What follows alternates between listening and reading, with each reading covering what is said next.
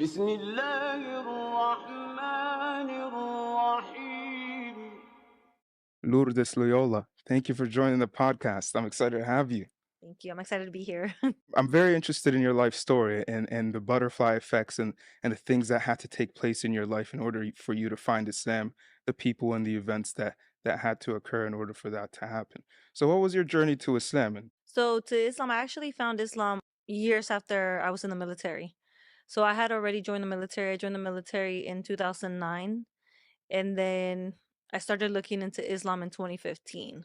Now, I have been deployed twice to Afghanistan, so I had already met Muslims at that time that were from Afghanistan.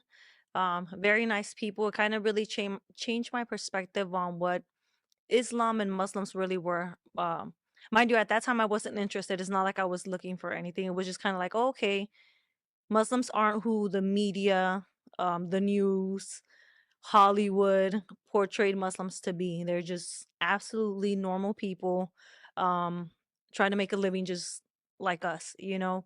But it wasn't until 2015. I have a brother in the military. He's not in the military anymore, but I have a brother in the military that I knew he was Muslim, right? But all I knew about him was that he didn't eat pork. Like that's literally the extent of my Islamic knowledge when it came to Islam, right? But during 2015, when the elections started happening, I don't know if you recall, there was a lot of negative talk about Islam and Muslims, and it was just like really bad. People were getting bold, very bold online.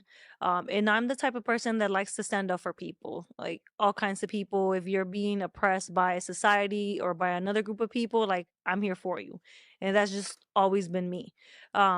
So when the elections happened and I started seeing like a lot of people talking about Muslims, I was like, nobody's gonna talk bad about my brother's religion, right? Um, but another thing about me is that I like to come at people with facts. So I started researching Islam because I wanted to combat the trolls online, but with facts. I didn't want to come in with emotion. I wanted to come in with the facts. So I started looking into the Quran. I started reading, and then eventually we were in Nebraska at the time, and then eventually I found an open house at a mosque, and I went. And at that point, I was like really interested, but I still had a lot of questions. And I had really stupid questions at that. When I went and they gave their presentation, everybody was really nice. And at the end, they were like, okay, questions, right? Q&A. And so right away, I raised my hand and I'm like, so how come women aren't allowed to have the same inheritance as men? And how come you guys are linked with terrorism?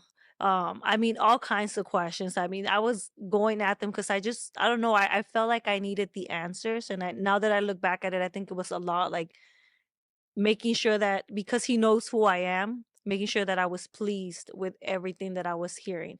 And alhamdulillah, I was very pleased with everything that I heard. And at the end of all my questions, because I feel like I was the only one asking questions, but at the end I asked the person who was giving the presentation, I was like, so why don't you guys eat pork?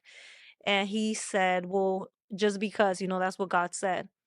And I was raised in the Catholic Church, and I went to church because I wanted to go to church. Like, I wasn't your typical Mexican girl who their mom or their grandmother forced them to go to church. I literally went to church with my sister because we wanted to. I mean, we were in the children's choir, the youth group. Once we started growing up, we were very involved. I'm talking Tuesdays, Thursdays, Sundays, like anytime, like that was where we would go to. But when I grew up and I started asking questions, the answer that I would always get was just have faith. Oh, just because. It's just because God said so. So that really kind of started pushing me away from the Catholic Church. Um, so back to the story is when they told me, oh, just because, it kind of like brought me back to the whole like Catholicism, and it's like, oh, okay, well, I guess this is maybe how they are as well. So I left content. Once everything was done, I said to myself, okay, well, you know what? I think I have enough ammo to combat the trolls, right? But I feel like I knew that that's where I wanted to be, but that question really pushed me back. And I was like, okay, that's fine. I love the Muslim people. This was great. It was very informative. I'm out. I came and I got what I was looking for. Um, but before I left, one of the sisters, she reached she reached out to me. She's like, "Hey," she's like, "Are you the sister that asked about why we don't eat pork?" And I said, "Yes, it was me." And so she explained it in detail to me as to why we don't eat pork. And I took that as a sign, as silly as that may be, because I think that, like I said, God really knew what my struggles were in the Catholic Church.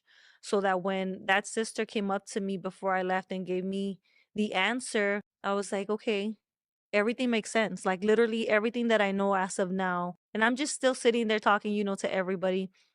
And a brother comes close and he's like, you know, so what are you waiting for? Like, what is holding you back from being Muslim? And I looked at him and I'm like, nothing. And he's like, so do you want to take your shahada right now? And I was like, yeah, I do. And so I literally took my shahada that same day. Huh.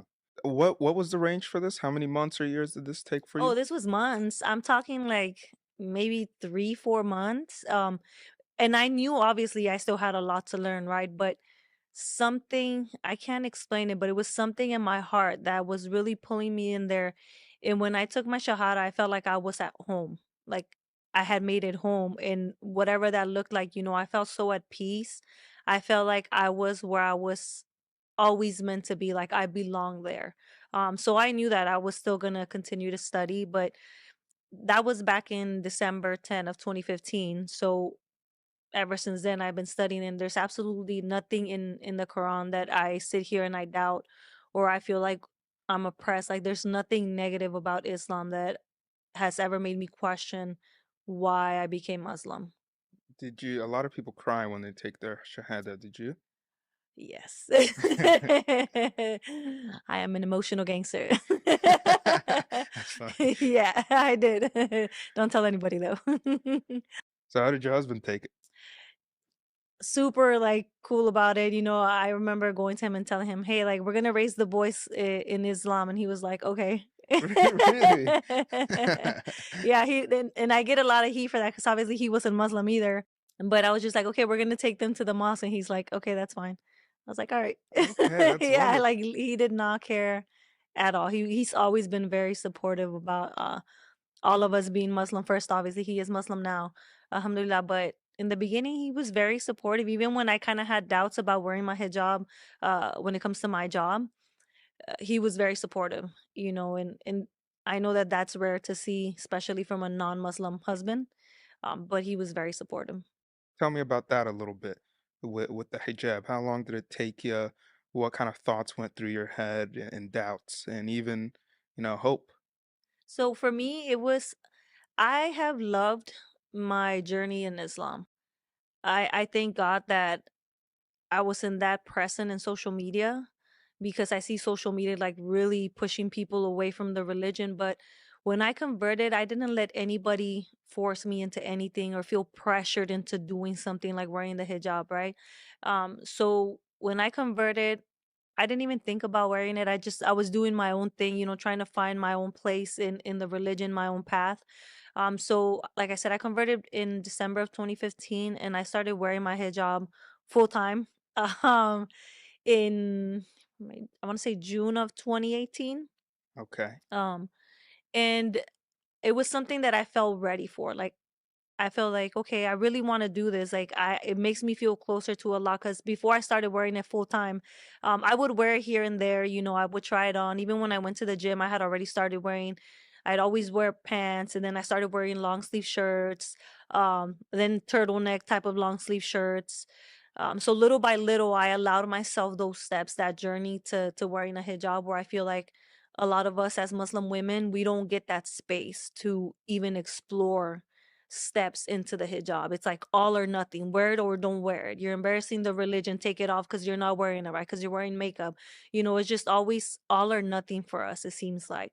But like I said, I didn't have anybody to pressure me. Maybe because none of my family is Muslim. Um, that I was the first one. So I did everything at my own pace. Like I said, my husband was beyond supportive because I was doubting it, the looks, just everything. And he was like, just do what is best for you. Like, if you're always going to wait on everybody else's approval, you're never going to do what you feel in your heart. So he's actually one of the biggest reasons why I started to wear the hijab full time. SubhanAllah. Hmm. That's amazing.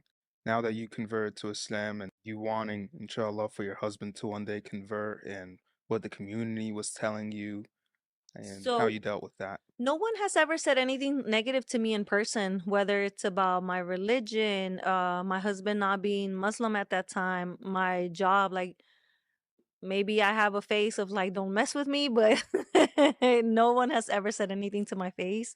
Um, believe it or not, I was okay. Like I had already made up in my mind that my husband was never going to convert. Like I never in a million years thought that my husband was going to be Muslim. Just who he is. Yes, he was Catholic, but it's not like he was a practicing Catholic, and neither was I. Like, I'm not trying to give off the vibe that I was at church like 24/7. I was there, but I don't consider myself that I was a very practicing Catholic either. But with my husband, like I said, I had already set in my mind that he was just never gonna convert, and I was okay with that. Like, because I felt it's better to have a loving husband and a supportive husband when it comes to Islam, right? Like I said, he was very supportive of me, of the kids. He would stand guard when we would pray in public, me and the boys. So I was more than happy with the supportive Catholic husband that I had, that it didn't bother me. Like I never felt like Islam came to break families up. Like that doesn't make sense to me.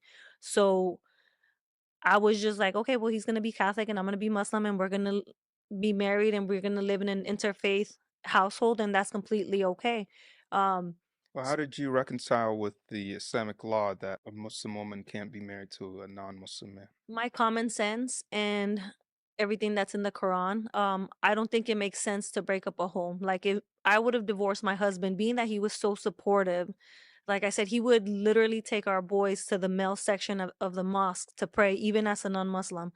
So I feel like my common sense and everything that I've read in the Quran and everything that I've studied about it, it didn't make sense that the religion of Islam and our merciful God would want me to divorce my husband, because that's all that my husband would have taken from that. My husband would have taken, oh wow, look, my wife converted to Islam and she divorced me for no reason, even though I was supportive towards her and the boys. And then even our children would have been like, my mom converted to Islam and because of that she divorced our dad. So that just doesn't make sense, not even Islamically. Like I get that Muslim women aren't supposed to be married to non-Muslim men, but I also believe that there's a case by case basis. And for things like that, that's where you rely on muftis and scholarly opinions. And nobody that I talked to ever gave us that advice of like, yeah, divorce your loving and supportive husband. No one ever said that to us. So Yeah, because that's a little. I'm glad you ended it with that because a lot of people I get worried when they say common sense because it's like, well, sometimes the shaitan comes into your sense, right? Sometimes the devil comes in, but absolutely. you took advice from imams. Right. And that I So feel like that's very different than like a single Muslim woman choosing to marry a non-Muslim man. Like I said, that's there's a very case by different. case basis. Yeah. So to me, I'm like, it doesn't make sense. It's a night and day difference Yes, between the two. exactly, So exactly. you took you sought counsel in that Mhm, time period. mhm. Okay, okay, I see what you mean. So that now we actually have our first born Muslim baby boy. Oh, Alhamdulillah. Yeah. alhamdulillah, alhamdulillah. Tell me a little bit because I might have to bring him on himself. Bring him on, bring him on. But tell me a little bit about how what made him decide to become Muslim. You said it was 5 years later. For about 4 years later. For Okay, mhm. and what finally convinced him? What really did it for him? four I mean, years later. obviously, I think it's best for him to say it, but if Just give me a what sneak peek. he Give me a told sneak me, peek. what he told me was that it was we were actually at the mosque that day. He had asked us if we wanted to go to the mosque that Friday, so we're like, of course, like let's go. So and it's obviously rare for us to be able to go to the mosque on Fridays because we all work, we go to school. So I don't even remember why none of us were at work or school, but obviously it was a good reason. So he's actually the one that brought up the idea of going to the mosque that Friday. So we get everybody ready. We go to the mosque. By this time, my both of our sons, we only had two at the time. We have three now, but both of our sons were already Muslim as well. Um, and so he's like, "Hey, you guys want to go to the mosque?" We're like, "Sure, let's go." So we get there, and the imam was actually, his khutbah was about how we need to take steps, how we need to build our foundation in Islam. How us as a community, as an ummah, we often are pointing at people for not wearing a hijab, for not speaking Arabic, all the stuff that isn't the foundation of Islam. It's not our, what is it called, our five pillars. So he was just really focusing on us building a foundation, how it's better to be a sinning Muslim than not be a Muslim at all. That it's better to be in here and repent and try to be better than for us to just be like, okay, well, I'm not good enough, so I'm not gonna be Muslim, right? Because we're never gonna be good enough. Even as Muslim, you're never gonna reach that point of like perfection. None of us will. So he was just pretty much saying it's better to be here than not, to focus on just baby steps, that even if you convert and you're still drinking, it's better to be here and try to leave it, little by little. And he was reminding us how Islam was given in stages, the 23 years, two different stages, and how the first half was just given for the people of that time to fall in love with the religion. And then it wasn't until the second half where the ruling started to come. And that was amongst the best of our people with our prophet, peace be upon him. So imagine us that are so judgmental. Our prophet, peace be upon him, he's not with us, right? So it's obviously harder to try to connect. And when the khutbah was done, I'm waiting for them because they're the boys, so they're walking out on another side. And so I'm waiting for them, and they come out, and I just remember my husband telling me, I want to be Muslim. And I was like, what? Like, in shock, because like I said, never in a million years did I think my husband was ever gonna be Muslim. Like, never, ever. So when he said that, like, I still remember it now and I get emotional. But I remember, and I was just like, okay. I was like, you want to talk to the imam? And he's like, yeah. So we went back, we talked to the imam, and he's like, okay. He's like, let's take your shahada right now. So he gathered a couple of people, to witness him taking his shahada. And he took it in front of our boys, in front of me. And I don't think that anybody, or only us as Reverts, I think we can understand how impactful and how beautiful that is. So when I converted, it was like one of the best days of my life. And then when I saw my oldest son take his shahada, I was like, I couldn't believe it. I was beyond happy. And then obviously we were raising our middle or youngest son at the time. We just started raising him as a Muslim. How old was your son when you became Muslim? He was 9 at the time, 9. Oh, and he I you can't math. so you let him choose to become Muslim. Yes. Yep, Interesting. absolutely. I absolutely did. And even now, that's one of the things that I tell them. Like, if you ever don't want to be Muslim, it's because you researched it and something about it really told you that it wasn't right.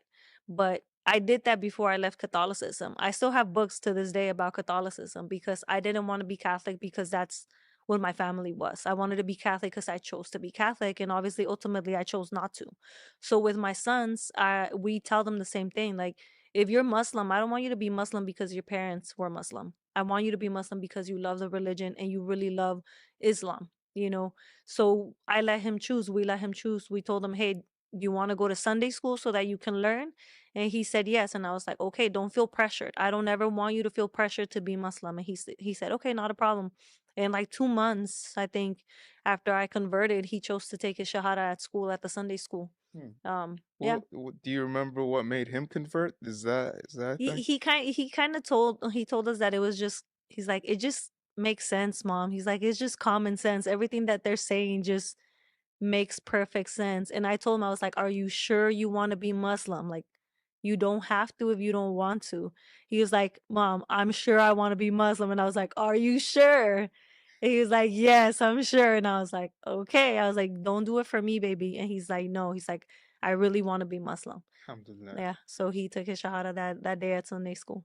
Okay, so back to that moment where your husband also joined you guys. Yes. Oh my goodness. So I just remember seeing my son's faces, having our children witness their father take his shahada.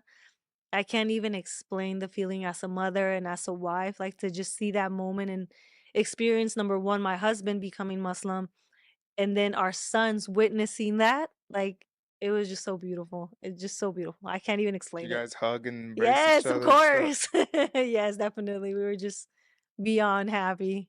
Beyond Alhamdulillah, happy. alhamdulillah.